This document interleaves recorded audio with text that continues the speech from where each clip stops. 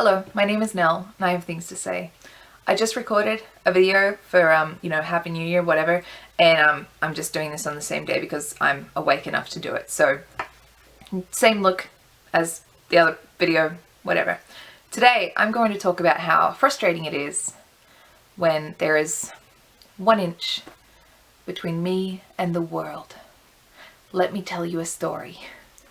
My church recently built a deck out one side. I was very excited about it, and I saw that they had like black ramps, the rubber ramps leading out. So I was like, this is going to be great. I'm so excited. And then it's been rainy and people haven't been interested in going on the deck.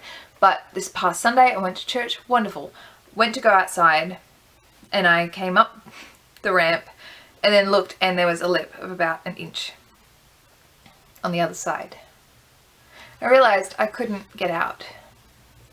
Well, I might get out, but I would struggle to get back in again because of 1 inch. 1 inch doesn't look like much to a lot of people. A lady from church came up and she looked at it and she said, I would not have even thought that that would be a barrier or a hurdle because it looks so small. And I said, well, when you're looking at 1 inch in comparison to my wheels, which are that big at the front, it makes a lot of difference.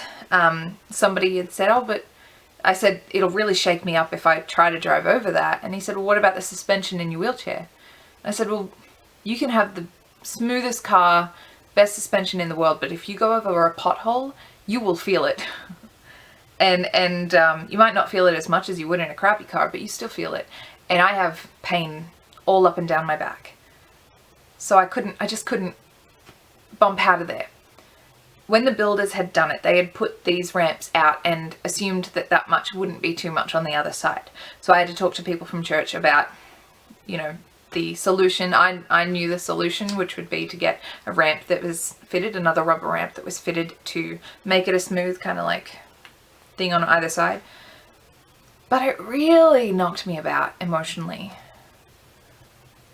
I don't know really how to explain it. That fear of missing out when you are so close and you're the only person who has to miss out. Like, imagine going up to a concert where the concert was free, everyone could go over, and then you turn up and they say, actually, because your shoes are 1 centimeter too high, you can't go through. That's the only thing that's stopping you. That's the only thing. You can't go through. And you sit there and watch the people in front of you going in and enjoying things. And you sit there and watch the people behind you walking past you and going in and enjoying things. And you are left out and there's nothing you can do. It makes me really sad. A lot of my life I'm trying to compensate for my disability. At home, I surround myself with things that make things easier so that my disability isn't shoved in my face a lot. But then things like this happen outside my home a lot, and my disability is shoved in my face when I realize that simply because I am on wheels and not legs, I just can't join in.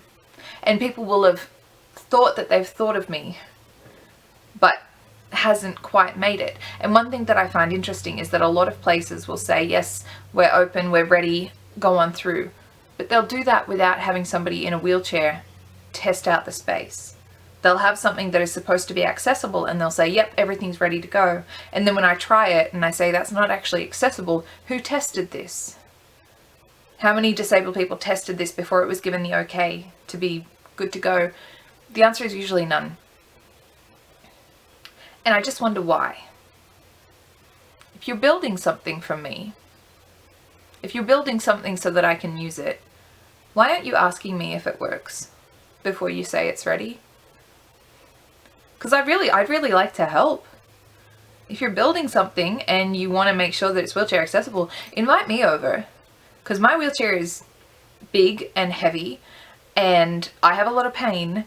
And so if I'm able to get in and around things smoothly and with as little pain as possible, then most other people on wheelchairs, on mobility aids, will be able to do it. Ask me, invite me over. I'll check it out. I'll give you the stamp of approval. But as it is, a lot of places I go to, they'll say, oh yes, we've got an accessible such and such over there, and I'll go and use it, and there'll be an issue, and I'll say, hey, not accessible, and they say, oh sorry, you're the first person in a wheelchair to use it. If it's open to the public, it should have been tested already. It should have been given the okay by somebody in a wheelchair. So I guess that's what annoys me, that people think of me, but think on behalf of me and don't invite me along for the ride.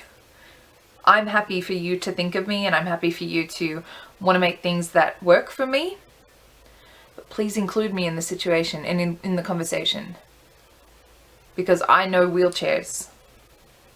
I know what it's like. I can give you a pretty good idea of whether or not your facility works for wheelchairs.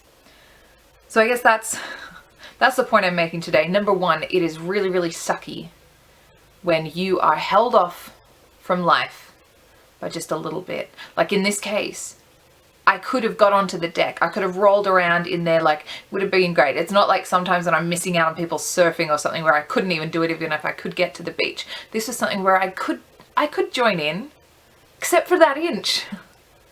If that inch wasn't there, I'd be fine. I'd be able to go and join in. And instead, I ended up going to the car and crying.